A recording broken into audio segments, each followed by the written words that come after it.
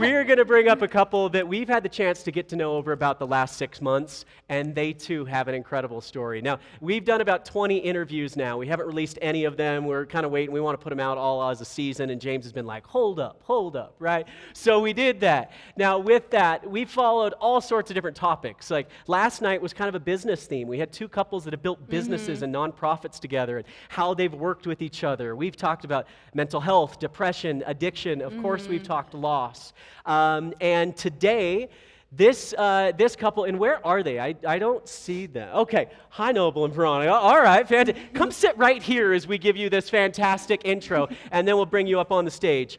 But we got the chance to meet them about 6 months ago, and they actually, kind of over the last 8 years, have gone through a battle with their daughter of fighting leukemia. Their daughter at 4 years old, Hazel, who is beautiful and doing fantastic today, was diagnosed at 4 years old.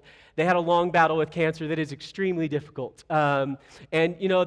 Yours happened in one day in a split second. They were in the hospital for 5 years straight. She just rang the bell and beat cancer in May, right? Absolutely. Claps for that. But what is cool about them, and we're going to get into this story, is as they shared their story on social media throughout the entire experience, they committed to each other that they were going to be 100% together through it all. And they popularized the hashtag that they've used over and over, and let me know if I mess this up. We will fight together always. And their story is the essence of our show. Yeah. Anything else you want to say about these two before we bring them up? Well, I love everything that you just said, and to add on top of that, they are really, really good friends of ours, so we're really excited to bring them on. We were really excited about today, and we were thinking who to bring on today. It was really important to us, and then it just hit us that it was this couple, and so we're really excited to have them. Without further ado, please welcome to the stage Veronica and Noble Crowfoot. Come on up. Thanks. Hi, guys. Hi. Didn't even get to see you before. How are you? So good to see you. Good to see you. You Thanks look for beautiful. being here. Hi. All right. Thanks so much for Throw being these here. pillows Right behind. here, The should we, pillows are totally for show. There is Can I no hug one? purpose to have them. You want to hug one? like, Here, get the nerves out, you can do whatever you want. Hell, you want to hug the smaller one, I'm guessing. How we doing, guys? Good. Great. Yeah. Did you know what you were getting yourselves into today? It looks awesome. Yeah. I know you, so I know you're always up to something. So Yes. Well, thanks for being here. First off, we wanted to start with this. This is kind of interesting. We like to always pull something a little different here.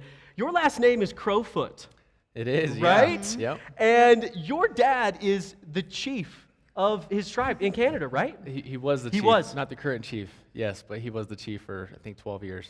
I think it's so cool. Like I haven't met a lot of people that there he is. that lean into this in the same way. Yeah, we pulled it up. Thanks, guys. That's your great grandpa, Yeah. right? Yep. Oh, wow. Yep.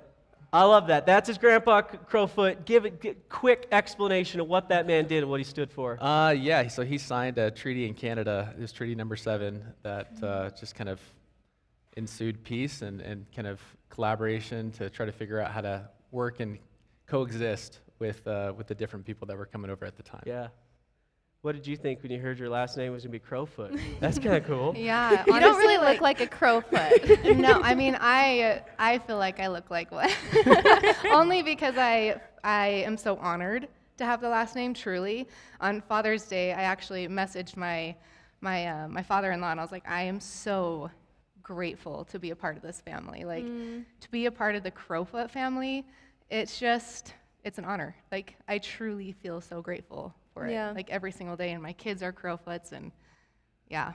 And this man is just amazing, and he embodies everything that Crowfoot is too. So Yeah. yeah, So Cool. cool. yeah. Okay, well, should we start with, I know you kind of have a long meeting story. We won't go through all that. But I mean, Veronica, I know you were married before, right? Yeah. And so you'd been previously married when you before you met Noble. Mm-hmm. What was different? Like, why did you two feel like, no, this is the one? Yeah, I mean, everything was different with him. But really just, you think about like the word safety and like what that means. And you think of like the cliche safety. But when I was with him, and still to this day, it's not just like a outer, I feel safe with him. It's like at a cellular level. Like I know that every part of me, every step of like growth, like it's safe with him. And that I think is such a special and almost rare For sure. find, that no matter where I'm going in life, who I am becoming, he's always gonna be right next to me and not like keep me in this box. Right, right. So it's safety in all of it. Well, I love that you use the word safety. I think that's really important for women in relationships to feel safe with their men. And that's something I noticed with Connor, like right away. When I met him, I was telling him way too much about my life. I was way too open with him, and I was like, oh my gosh, I feel so natural and safe with you. Yeah. So that's a telling sign for sure. Noble, how about you?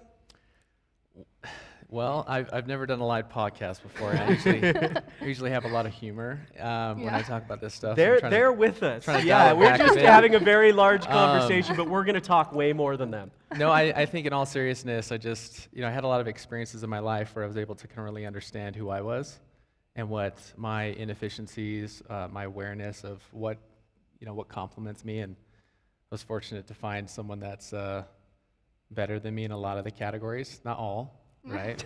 That's the balance. Yeah.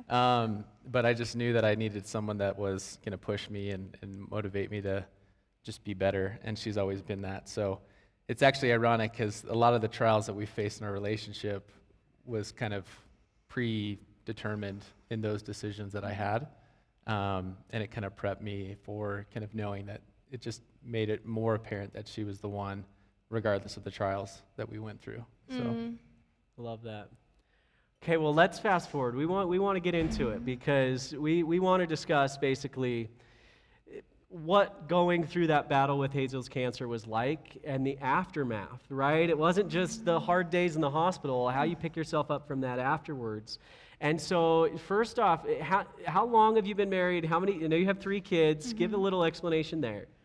yes, we've been married 13 years as of, I think, like 7-8 days ago.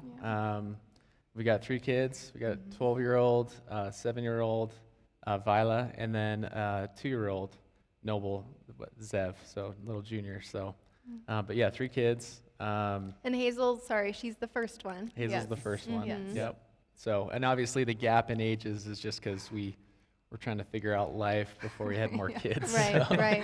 Yeah. And then how old was Hazel when you found out that she was diagnosed with cancer? So she was 4. She was 4, and then she battled until she was 7. And then she rang the bell in May of 2020. And then the 5 years after finishing treatment is when they're considered cured, and that's what we just hit in May. So Oh, she's wow. officially Yes. cured. Yeah. Yeah. I love that. Let's go to that day. So Okay, yeah. you are just living your life, normal. How do you get to the hospital and all of a sudden go, wait, something's wrong? Yeah. So we had taken her to the doctor. Long story short, the doctor was just like, you need to go home, pack your bags, and go straight to the hospital, right? And I got out of her what she thought she might have, and it was either a blood disorder or leukemia. And so I go home, tell my husband that on my way home, I'm like, hey, we're supposed to pack our bags and go to the hospital. And are you just freaking out at this point? Like, what's going on in your head when the doctor tells you your daughter has leukemia? Yeah, well, I knew that leukemia was bad. I didn't necessarily understand that it was cancer, though. Okay. Like, I wasn't well versed in all the different types of Right. cancers, right? But I've heard leukemia before. And truly what was going through my head was, she's crazy. Like, there's no way my kid has cancer, right? Right. Like, this happens to other people. This doesn't happen to me. Exactly. And so we did not pack bags. We had a 2-week-old, 3-week-old at the time.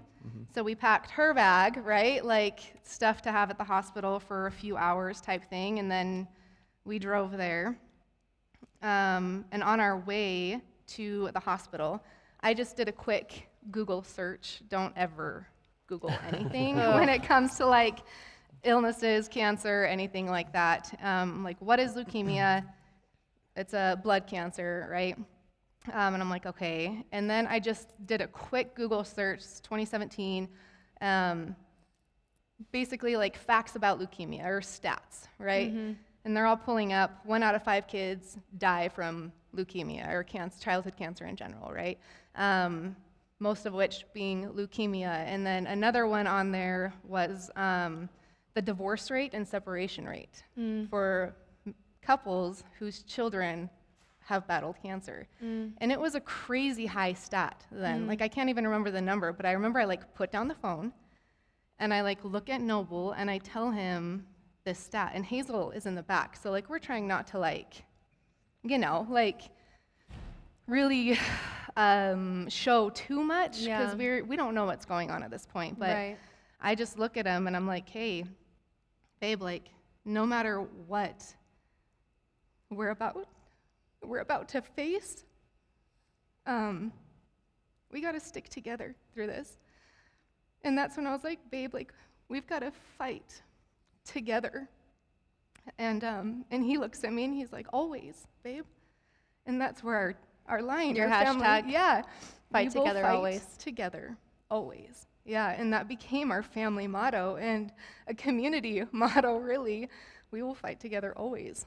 Come what may, and we will stick together. We'll get through it. Yeah. I love that. I love the visual of you two, or you three, driving to the hospital, and it's like making that commitment before it happens, right? It's like the DARE program in school where you're like, say no to drugs right now so that you don't have to make the decision when it's there. But recognizing like that probably wouldn't be on most people's mind at that point. But what, to me, that shows is how much you valued your relationship, how much you valued your marriage and your partnership. And so, like, what was it that made that stat in all the other stats that are, you know, hitting your heart? Yeah. What made that one stick out? Because I know no matter what you are going through as a family unit, if mom and dad are strong and have so much faith and together and like that unity, everything else is going to be okay. The kids are going to feel that everything is okay as long as mom and dad are good. Are good. Like, we're union. The foundation, the stability of the family unit. Yeah. I love that.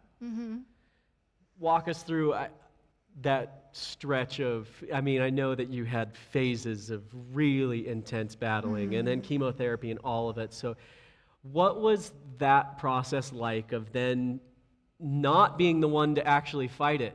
Your daughter's fighting it, and you're there to support your little girl. What was that like? And not being sure if she was even going to survive or not. Yeah. I mean, it's every parent's worst nightmare, right? It's like watching their kid do something really hard, and you can't take that from them. You can't take away the pain. You can't. Hard. It was hard. And then as the parent, hearing all of the details of what's happening, and then going into the hall and having to decide the next steps on how to save our kid's life. And that was a daily thing, right? The first several months in the hospital, there was multiple times where they're like, there's a good chance that she might not make it. She has 12 hours left potentially to live. Another time it was potentially she only has 12 hours left to live, you know, and those are all decisions that we have to make on what the next step is. You know, and you're making friends with all of these other parents of kids, and Yes. she's making friends with other kids who aren't necessarily as lucky as Hazel was. Yeah, no, we've been to more children's funerals than adults. Like, it's the pediatric cancer world is unimaginable. Like, even as much as if I were to explain it in full detail, you wouldn't be able to comprehend it. Right. Yeah. Noble, how did you, so here you are feeling like you've got to be the man of the house. You're the provider, you're the strength, right? And you're watching your daughter go through this, your wife. Like, how are you doing in here? I think at first it was just so fast. A lot of the reactions were just make her happy. And so it wasn't, I don't know if I thought about like what I needed to do. All I just thought about was just being present as best as I could. And leading up to that, I mean, I had been building a company for the first 4 or 5 years. And so when that happened, it really changed my perspective of what presence meant. And so, I think my focus was just, when I was in the hospital, I'd volunteer to spend the night and just really take that burden when we were there initially. And it was just being the most playful magician and, musician. I learned to play the ukulele to, pass time. But it was just showing up for her is what I really focused on. And then obviously when I wasn't there to distract myself, I just dove into work, right? So it actually was kind of relaxing in a way, which sounds very weird and odd in a sense to Kind of like an actually to be escape. there and just like let everything else go and be in the hospital. It kind of felt like my first vacation in a way, which is very strange because I just was so detached from work at that point, and I hadn't had that for multiple years. So for me, it was a big shift, and obviously it led into, as the cancer and the battle continued, to distract myself from things I couldn't control. That's when I really just focused more on work, and I maybe too much, right? That's where I focused too much on that side of things to focus on what I could control. So Right. Yeah. And then how much of a toll did this take on you two as a relationship, on your relationship? Well, that's probably the best two-part question, right? Because I didn't think it took a toll. That's why we have this show. Two sides to the story. I thought I was doing great. I was providing and, obviously being there for my kids when I was there. And I kind of had this shift to be more focused on my children throughout it all. But I was very naive to lose focus on, we were so strong, I thought, that nourishing this, we had so many other things going on. It was, work, kids for me. And I never really processed, like nurturing this because I thought we were so strong. Yeah, what was the question? How did it affect us? Yeah, so I think we kind of had like this unspoken agreement that he would work and provide for our family, and I would take on all of the hospital and decisions and everything when it came to that point. Because there was the first 3 months that both of us lived in the hospital. Like, we lived there with our child, right? While having a newborn. While having a So newborn. we were juggling that. We were sleeping there. I was pumping there and Oh my sending gosh. the milk home with my mom to feed her at night, right? So like we were both in that together, but then it's a 3-year battle, right? This was probably taking a huge mental toll on you as well. Absolutely. Yeah, and you don't realize it when you're in it because you hear the term like fight or flight, right? Yeah. I'm very much of like a fighter. Like I am going to worry about everything else after I get done with this battle. But a 3-year battle just for chemotherapy, that's a long battle to put on your armor and never take it off, right? So yeah, like I took all those decisions and all the hospital stays and all of that on me. And that, I think, was probably the hardest. And yeah, there's a point that you hit with that long of a treatment where it's called maintenance phase of chemotherapy. So they're not in the hospital every week or anything like that. It's just a longer phase. And I think that's when things really started to, I'm getting a little bit emotional here, because going back to that spot.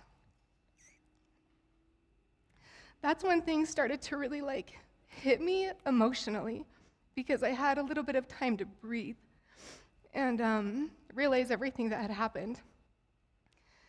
And I started to feel like I was literally losing my mind. Like I thought that I was going crazy. Because we would just, be doing like normal everyday things, and I would, like, my daughter would ask for chocolate milk, something super simple, right? And for me, that asking, can I have chocolate milk, threw me right back into the hospital. of her being where she can't eat anything, she can't drink anything, and for like long periods of time, and she's just begging for chocolate milk. She's just so hungry. And so it would throw me back into that moment, and I could smell the hospital room. I can see her in the hospital bed, just like losing all of her hair, and I can feel her heartbeat underneath my hands as I'm holding her. And I didn't know where I was, right? Like what's reality Like at you this couldn't point. tell if you were actually in the kitchen in your Yes. home with your children asking for chocolate milk or if you were in the hospital. Exactly. Wow. Exactly. And that would happen like several times, right? I'd see a red wagon. It would send me right back into the hospital because you pull your kids in red wagons in the hospital or the cancer unit. And my kids, my daughter would be like, Mom, Mom, Mom, Mom. And I'd be like, and then I'd kind of Like realize, kind of come out of your daze. yes, and I'd realize I'm going crazy. And I wouldn't show it, and I would try to okay, what are my five senses? Where am I truly? So I would kind of joke around let me tickle you, or let me smell your armpit, and try to activate my five senses to figure out where exactly I was, right?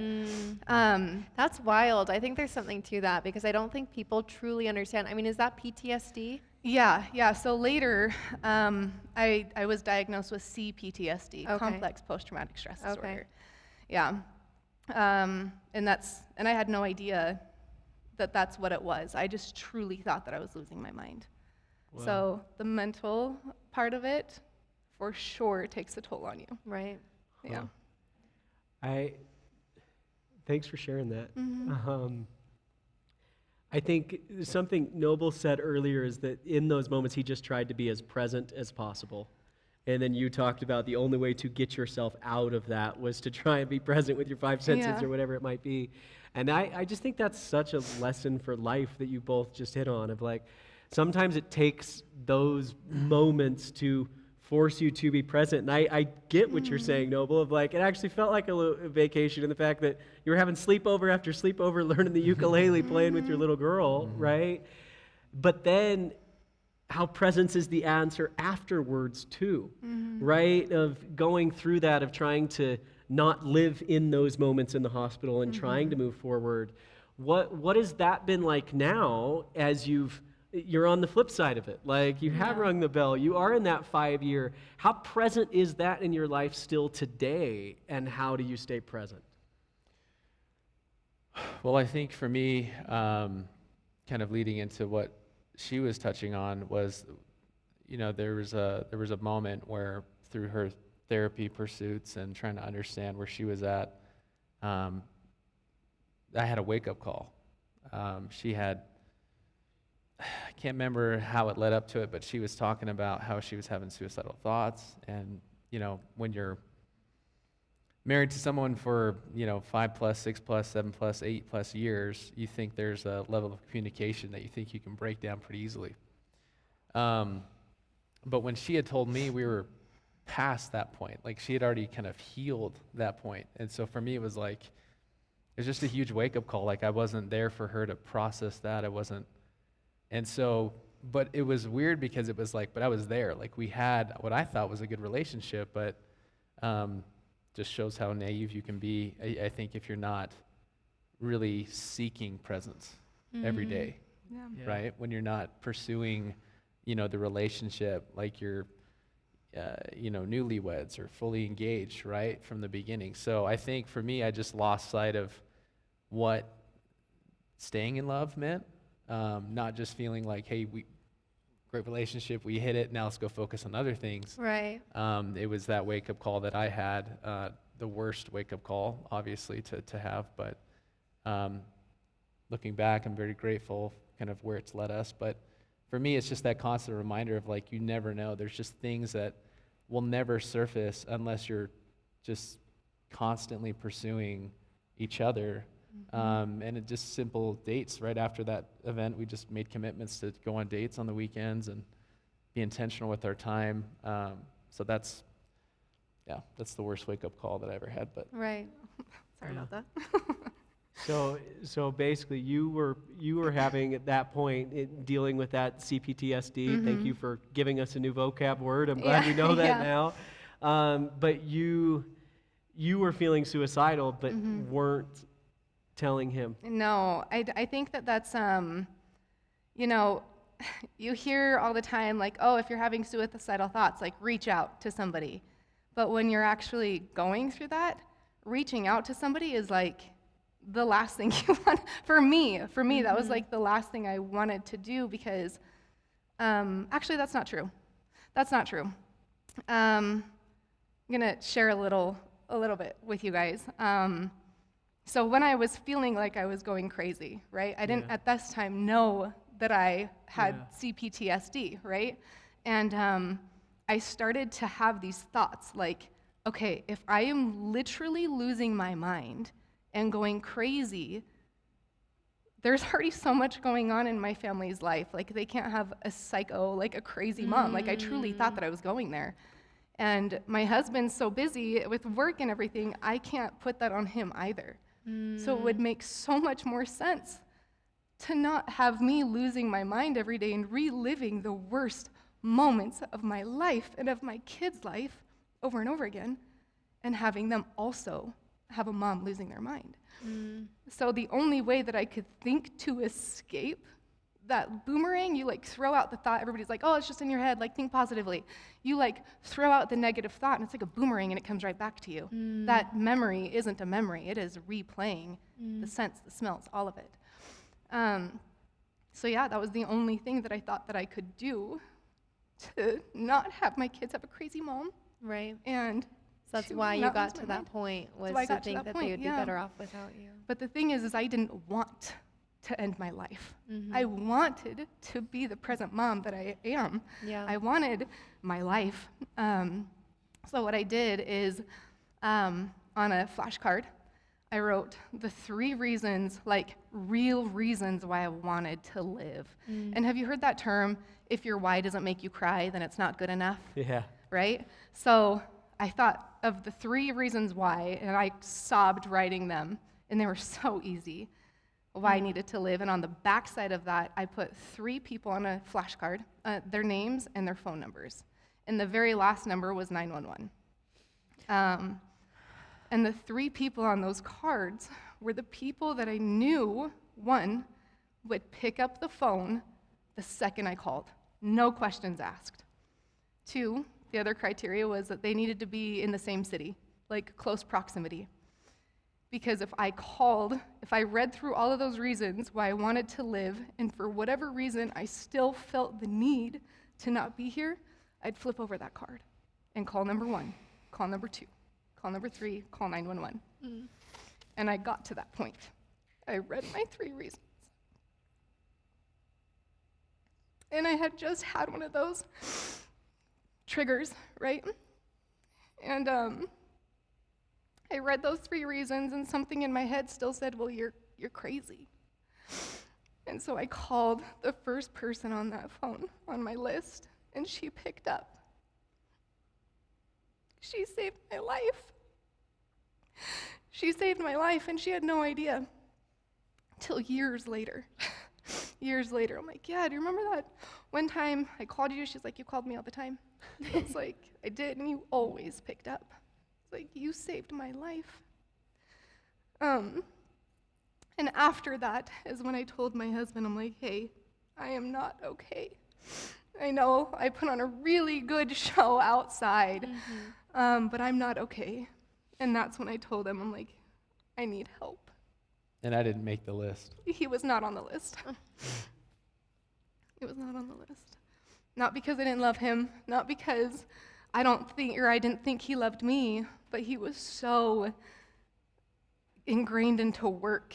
When I did call him, I'd have to call him like 4 times to pick up the phone, or text him like, hey, I really need to talk, and then he'd call. Yeah. Noble, what did that feel like for you to find out that she was dealing with that and you didn't even make the list? I was hoping you wouldn't ask that. I mean, it was the worst wake-up call of my life, but I actually remember the day, and I think it was like midnight, and we were just talking, and then it just came out, and I'm just like, turned on the lights, and I'm like, sitting up looking at her in the bed, I'm like, wait a minute, like, I didn't make the list, because I was just so blindsided. Like, I thought we were good, like, we had, I thought, like, a really good relationship, but that's when I realized it's like, having a good relationship isn't a destination. It's not like, boom, you get married, boom, you have love, boom, you have kids. It's not something you take you for have granted. dinner every night, you're spending time, and it's like, it's not that. It's just always pursuit, right? It's always intention. It's always presence. It's always trying to catch her, right?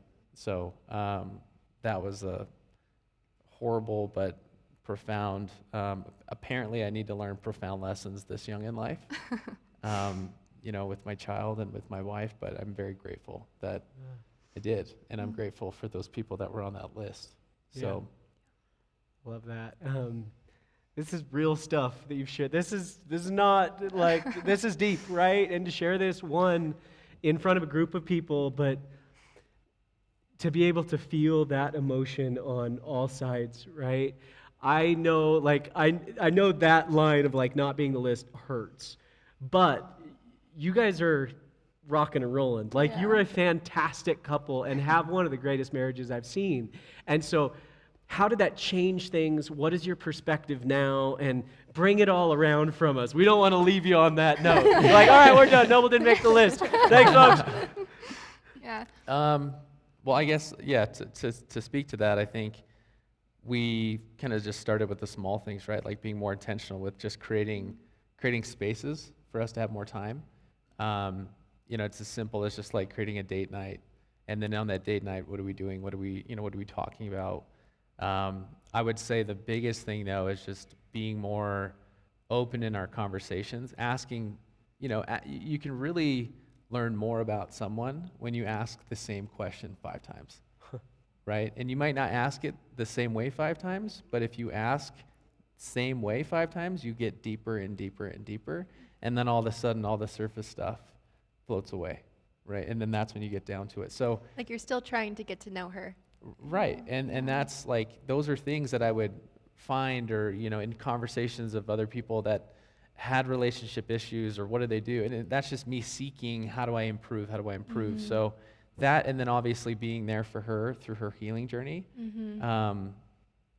It's been amazing to see her growth and to see how she's been able to process that, realizing that I needed to do healing too, just differently and obviously at a later date, and I think I'm still going through that now. But I think that's the difference. It's just, for me, it was that wake-up call, pursuit, and then just knowing that every day it's a constant nourishment. It'll never end, and there's no destination to love or a relationship. It's just forever. Eternity has a different meaning now. I love that. It's one of my favorite definitions of fully engaged we've heard yet. Thank you. Final question. I want to hear too where things are at in your mind, Veronica, but also tell us a little bit about Hazel, how she's doing now, and how has that girl now been impacted by what she went through? Let's pull up some photos. Yeah, which one are you going to throw up there? There's so many. I mean, he pretty much hit the nail on the head. Like, the growth that Noble had as just like a person, oh, sweet Hazel, and in our relationship, it changed, like a complete 180. So when we were in the hospital, he was very present with Hazel and Vila, right? And then that moved to our whole family all the time. There wasn't like a day that would go by like that he wasn't sitting down with each of us. How is your day? And not just like the surface level questions, he digs deep every single day. Like, there is no like, I have a hard time having conversations with a lot of people because they're so surface level. And when you're married to a man who tries so hard to really get, like the girth of it, it's a beautiful thing. Right. Like, he knows everything about me to the depths, and that really changed after the trial with C-PTSD and Hazel and everything. So, do you feel like everything you've been through has just been able to unravel your guys' relationship to be that deep as it is today? Yes, and I would say it unraveled us and then rewove us. Okay. Like we are rewoven in a totally different way. Than you would have been if none of this ever even 100%. happened. 100%. Like everybody's trials are so freaking hard regardless of what their trial is. And it's how you take those trials and rebuild yourself and your family and your relationship. And I feel like without our trials, there's no way our family unit would be as strong as we are and our relationship would be as strong as we are. And I think that's the opportunity that every couple has when they face a trial. Like it's an opportunity to unravel and weave. I love that. Yeah. Unravel and reweave. Okay. All right. We end up every episode. She has a little gift for you. I'll let her give that to you there. We talked about the butterfly. Yes, so you guys all heard my butterfly symbolism from the very beginning with me reading my letter, but I recently started a jewelry line called Osha Chains, and Osha Chains is based off remembrance, connection, and transformation pieces. So I would love to give you this butterfly necklace. Veronica, thank you so much for being a guest on our show, and thank you for coming on today and sharing your story. Thanks, Thanks, guys. That was fantastic. Thank you, everybody. Give you one.